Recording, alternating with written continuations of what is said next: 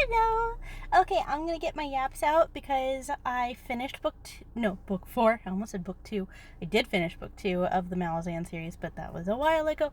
I finished book 4 today. And I'm getting my yaps out because it's you only get 10 minutes tops, and I have so much to say. I probably shouldn't say that much, but I have so much to say. So, to get my apps out. So I did make it to work on time, so that was great. I loved that. I did get that done. Work was fine. I'm still a bit worn out from being super stressed the last couple of days, but there's worse things. I don't know. Not super in love with my makeup today. This wing almost melted all the way off. I think I saved it. Excuse me. It's there. So it's fine. It's just not as nice as this one, and this was the good one when I started the day before I hit record, and it had already sweated. Almost off. Not great. What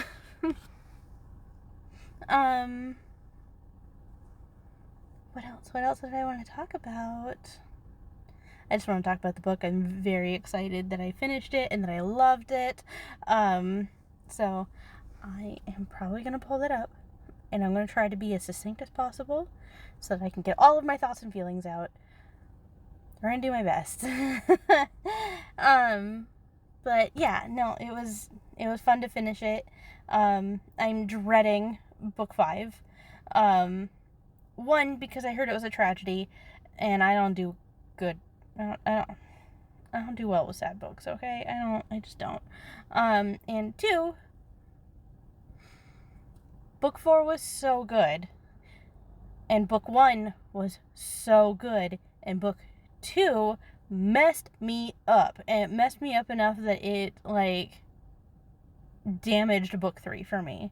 So I am scared that book 5 will ruin book 6 for me, and that's my coworker who's already finished the series and is about to lap me in book 5. I finished it slightly before he did, but he's pretty close. He said he's gonna finish book 4 tonight, so he's lapping me for sure, soon. But I don't know. I'm just scared that it's gonna ruin it for me because I hear book 6 is amazing. I'm nervous that I'll be so sad about book 5 that it'll just ruin book 6. So, not looking forward to that if that's what happens, because I want to enjoy the series, but I don't like being sad for fun. I'm sad most of the time without that. I don't need to be sad for fun. It's not safe sad for me when I'm sad no, I'm not sad all the time, but I'm not consistently above I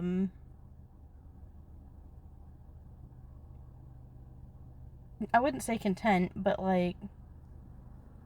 functional. I'm functional, and I can get along with people, and I'm not consistently above that.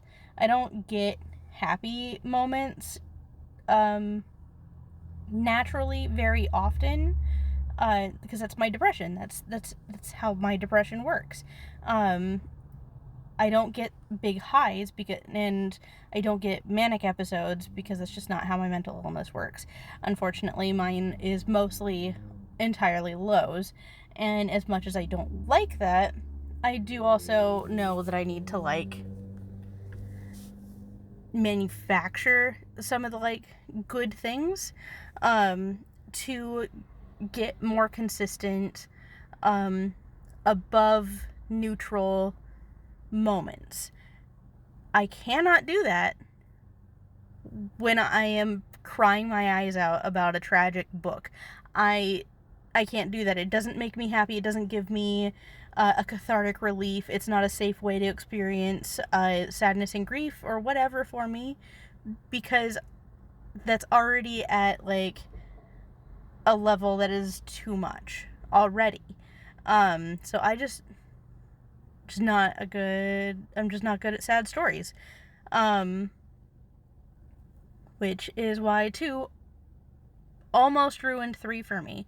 And 3 made me, like, the ending of 3, it was good enough that I was fine.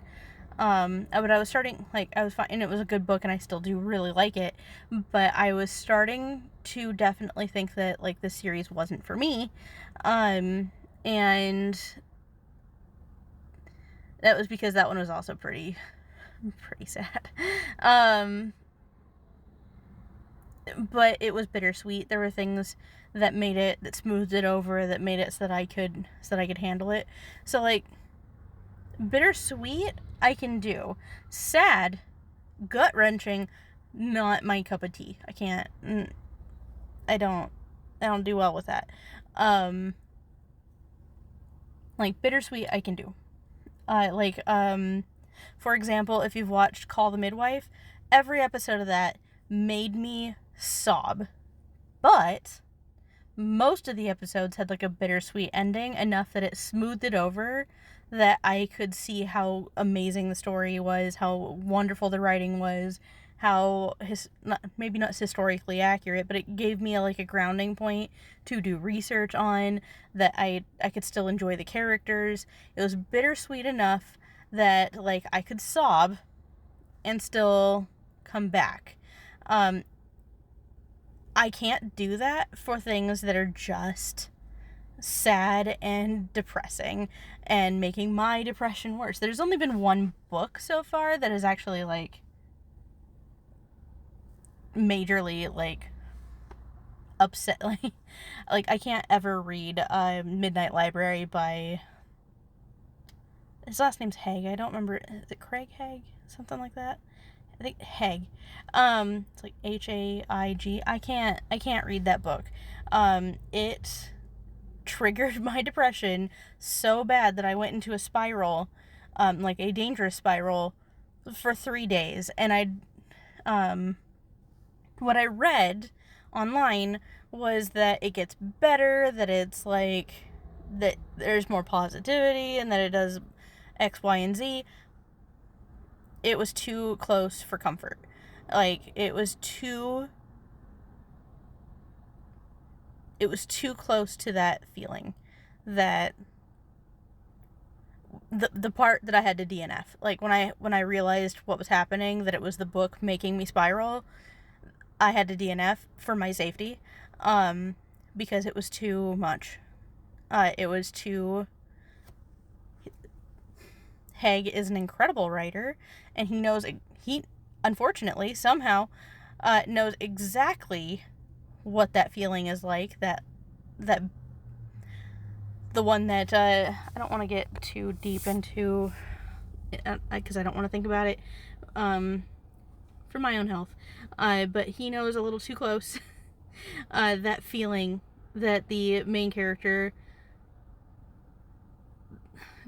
the hopeless, the done feeling, he knows too close what that feeling is like, and he wrote it too well. Compliments to him, kudos to him. I couldn't do it anymore. I had to DNF that, and it legitimately took me 3 days to recover, to be safe. So I, like, and that's the only one that's ever done that, but I don't like to be sad for fun. So I was thinking the series wasn't a good one for me, and I was starting to worry that I wouldn't enjoy it. Turns out I do really like it still. Is it my favorite series of all time? Maybe not of all time, but it is, because of book 1 and book 4 so far. It's still probably one of my favorites so far. Yeah, so it's really good. I'm gonna get this posted, and I'm gonna talk about that book, and I'm gonna hopefully be more concise than I was in this yappy video. So, talk to you soon. Bye.